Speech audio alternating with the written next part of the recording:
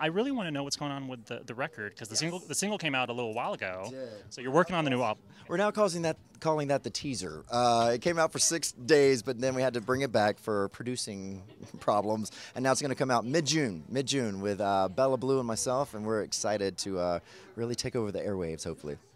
And so that should indicate what the rest of the album might sound like. What can we expect from the album? I don't know yet. I don't know what an album would sound like. I'm just kind of going to go single to single until I figure out what that sound's going to be. So let me get Walking on Air out there, and if the fans love it, then I'll know, okay, that's pretty much the sound that they wanted to hear from me.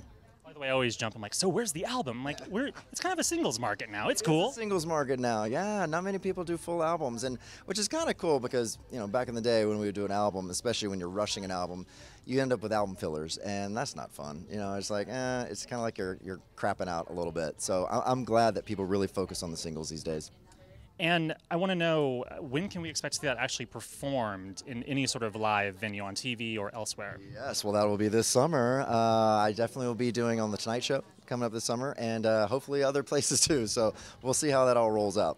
You and Jimmy Fallon seem to have a good relationship now. Yes, I love Jimmy. Jimmy's great. I met Jimmy when I did Saturday Night Live. I think it was in 2001, when I broke my ankle, and he was just such a nice guy. And I'm so happy to see him take over the Tonight Show because, as an artist, it's just fun to go on the show and do silly skits like the one we did. It's way better than just interviewing us, and saying the boring same questions all over again.